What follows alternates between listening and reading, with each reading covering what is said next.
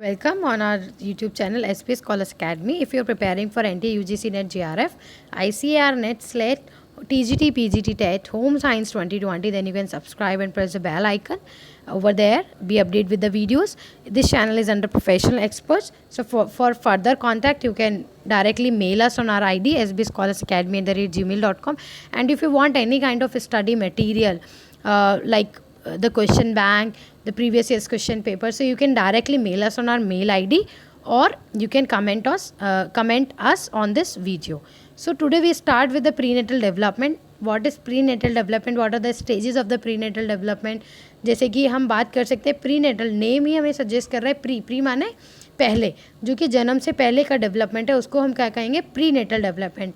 तो that is complete in the 3 stages. So वो 3 stages कौन कौन सी हैं उसको हम देखेंगे. फर्स्ट इज जर्मिनल स्टेज, जो कि हमारा फर्टिलाइजेशन से 2 वीक तक पूरा होता है, फ्रॉम 0 to 2 वीक्स. ये हमारा क्वेश्चन कई बार आता है, कौन से स्टेज में कौन सा डेवलपमेंट होता है, कितने टाइम का है, क्या क्या डेवलपमेंट कौन से टाइम में होता है. लाइक वो हमें टाइम दे देते हैं और हमें डेवलपमेंट दे देते हैं और पूछते हैं कि ये डेवलपमेंट कौन से पीरियड ऑफ टाइम में हो सकता है. तो it is very important video for any kind of exam related to home science. तो जर्मिनल स्टेज में हम देख सकते हैं कि सबसे पहले हमारा रैपिड सेल डिवीजन होता है. रैपिड सेल डिवीजन क्या होता है? जैसे कि हमारा एक सेल है, एक सेल हमारा बन के 2 में डिवाइड हुआ, फिर यही 2 हमारा 4 में डिवाइड हो गया, फिर यही 4 हमारा 8 में, और ब्लास्टोसाइट्स, उसने क्या बनाया हमारा? ब्लास्टोसाइट्स. एज इट इज़, ये हमारा यूट्रस वॉल पे एंड ऑफ द 2 वीक तक आते आते इट इज़ ऐसे यूट्रस वॉल पे प्लेस हो जाता है. तो इसी को हम क्या कहते हैं? जर्मिनेशन. जब उसे अपना सेल डिवीजन करके there is a blastocytes and till the end of the week it is like fix on the wall of the uterus. Next stage आती है हमारी एम्ब्रॉयनिक स्टेज. उसको हम क्या कहते हैं? जो कि हमारे 2 हफ्ते के एंड से लेके 2 महीने तक चलती है. बेसिकली उसमें हमने देखा रैपिड सेल डिवीजन होके वी गॉट द ब्लास्टोसाइट्स. अब वो ब्लास्टोसाइट्स हमारा नेक्स्ट धीरे धीरे एम्ब्रॉय में कन्वर्ट होएगा, than into the foetal, and then we can got then later on the baby. So इसमें क्या होता है? हमारा बॉडी सिस्टम्स, ऑर्गन्स डेवलपमेंट होता है उसका. उसमें सबसे ज़्यादा एनवायरमेंटल इन्फ्लुएंस के लिए वर्नेबल रहता है, as now it is ready to become a embryo. तो इसमें हमारे क्रोमोजोमल एबनॉर्मलिटीज़ देखी जा सकती हैं, जैसे कि डाउन सिंड्रोम्स हो सकता है, टर्नर. तो it can be related to X and Y chromosomes, right. तो इस तरह के क्रोमोजोमल एबनॉर्मलिटीज़ हमें देखने को मिल सकती हैं. अब इसमें हमें देखने को मिलता है कि पहले महीने में हमने बात करी ना एंड ऑफ 2 वीक, तो एंड ऑफ 2 वीक का मतलब हो गया कि like there is a 4 week in 1 month. तो 1 month तक, 2 महीने तक चलता है. तो 1 month तक हमें देखने को मिलता है कि it is about quarter of an inch. जो एम्ब्रॉय होता है that is quarter of an inch. Next is second month. Second month में इट इज़ इतना बड़ा हो जाता है जैसे कि एक अडल्ट स्मॉलेस्ट टो, छोटे बच्चे का जैसे एक पैर होता है, तो it becomes the adult smallest toe. उसकी बैकबोन बनने, स्पाइन बननी शुरू हो जाती है, लेग्स बननी शुरू हो जाती हैं, arms and begins to form, facial feature shape ले लेते हैं. बेसिकली जो एम्ब्रॉयनिक स्टेज होती है इसमें हमारे उसके हाथ पैर बन जाते हैं, उसके फेशियल फीचर्स जो होते हैं वो भी हमारे शेप ले लेते हैं सेकेंड मंथ तक, राइट.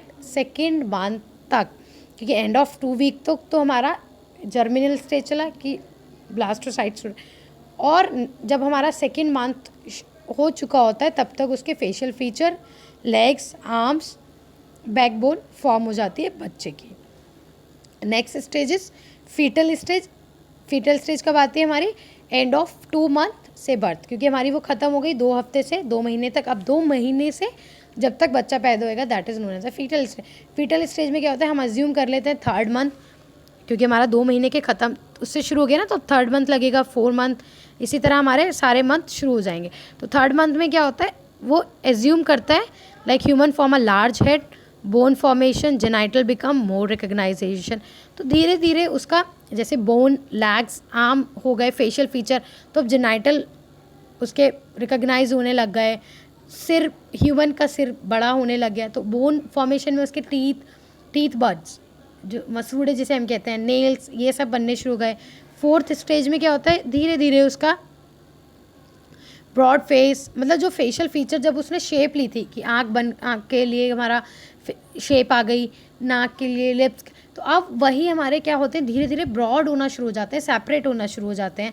ठीक है, बच्चा किक करना स्टार्ट कर देता है, आईब्रोज बनने की बच्चे की बननी शुरू हो जाती है. नेक्स्ट 5th मंथ में क्या होता है, वाइटल ऑर्गन्स डेवलप होने शुरू हो जाते हैं, फ्रिक्वेंट मूवमेंट देखने को मिलता है। ऐसे नेक्स्ट मंथ, तो जैसे जैसे जैसे हमारा मंथ इंक्रीज़ होएगा वैसे वैसे बच्चे के जो फेशियल फीचर्स हैं, बच्चे के जो हमारे लेग्स आर्म जो कि हमारे एम्ब्रॉयनिक स्टेज में डेवलप हो गए थे, लेकिन अब उनको ब्रॉडनेस आनी शुरू हो गई, उनका सेपरेशन शुरू हो गया, they got their form in the fetal stage. तो बच्चे का सिर और बड़ा हो गया, लाइक स्किन रिंकल्स पड़ जाती है, हम देखते हैं ना छोटे बच्चे के बहुत सॉफ्ट होती है कि स्किन होती है, रिंकल्स पड़े हुए होते हैं, तो दैट रिंकल्स हमारे फॉर्म होने शुरू हो जाते हैं।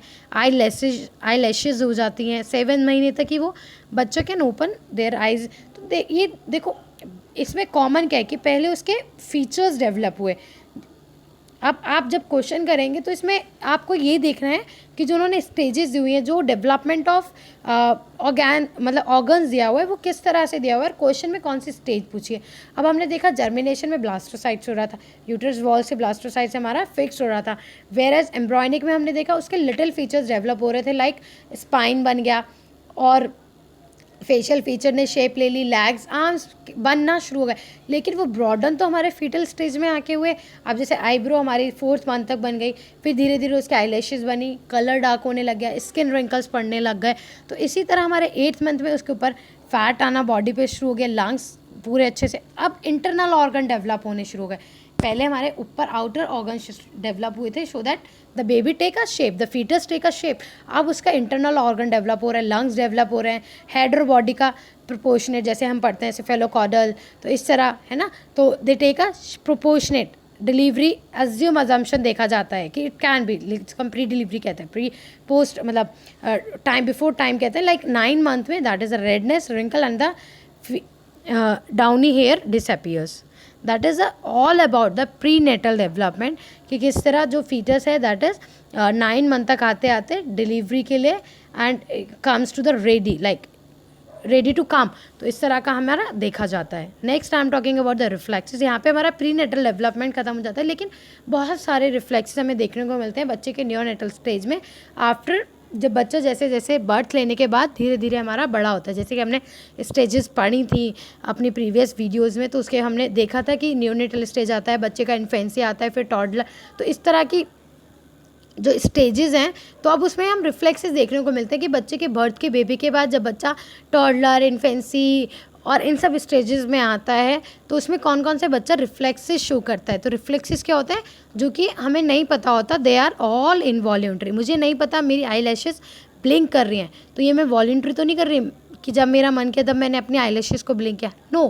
तो it is known as a involuntary responses जो कि हमारे हाथ में नहीं होते, उनको हम क्या कहते हैं, इनवॉल्यूंटरी रिस्पॉन्सेज। तो दे आर अकर्स ऑटोमेटिकली किसी स्टिमुलाई में। अब मैंने सपोज़ कि बहुत मेरे को शिवरिंग हो रही है, बहुत ठंड है बाहर एनवायरनमेंट में, तो मेरी जो स्किन है वो अपना आप ही गूज बम शुरू कर देगी, मेरे हेयर्स अपना आप ही खड़े हो जाएंगे। तो दैट इज़ कि एक एनवायरनमेंट ने मेरे को एक्शन दिया तो मेरी स्किन ने तुरंत उस स्टिमुलाई का रिस्पॉन्स दिया कि मेरे हेयर्स खड़े हो गए।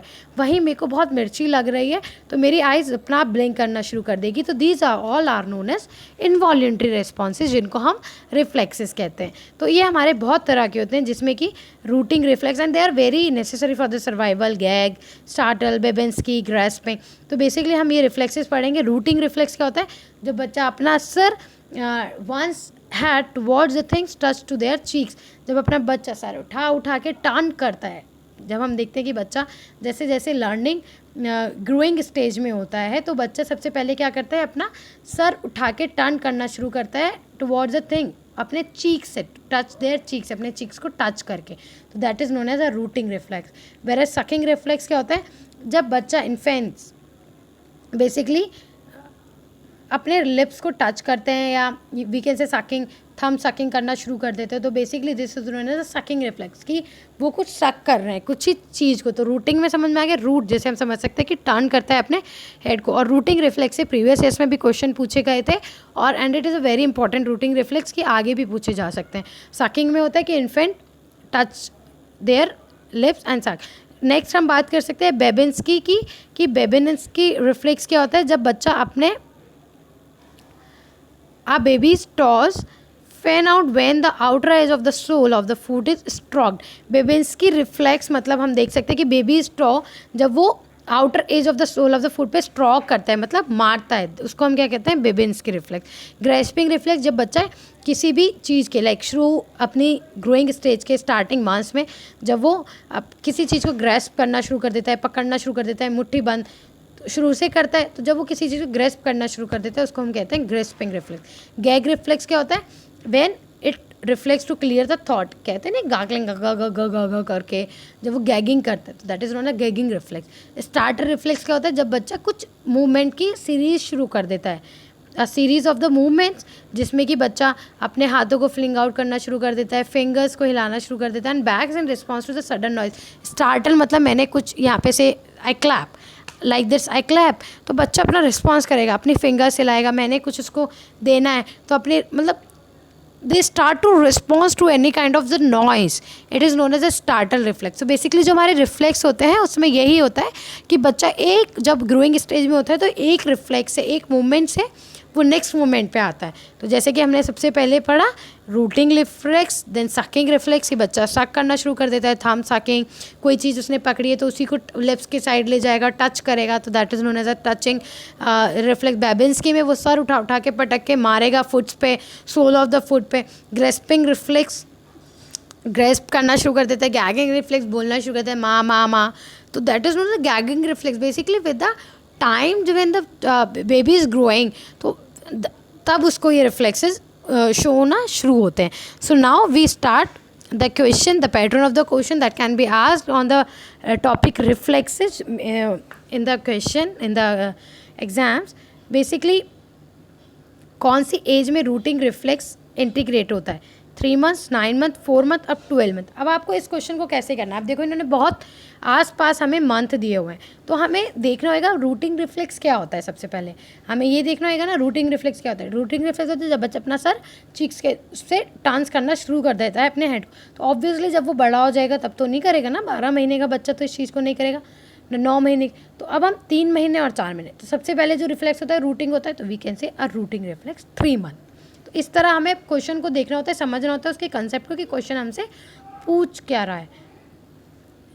नेक्स्ट हम बात करते हैं the reflex that causes a baby's toes to spread when the sole of the foot is stroked is called the stroked is called the क्या, उसको हम क्या बोलेंगे, मोरो बोलेंगे, नो, बेबिन्स्की, टॉनिक रिफ्लेक्स या रूट रिफ्लेक्स। अब बताओ मुझे इसमें इट इज़ मोरो, बेबिन्स्की, टॉनिक नेक या रूट रिफ्लेक्स। अभी मैंने आपको पढ़ाया है when a baby stones fan out when the outer edge of sole of the foot is stroked and it is very important Babinski, तो it is answer is Babinski. तो इसी तरह के क्वेश्चन हमारे प्रीवियस वीडियोज़ में, previous year question में, NT-NET JRF के, CTET के और आगे भी मतलब NTA JRF पूछ सकता है, it can be expected question.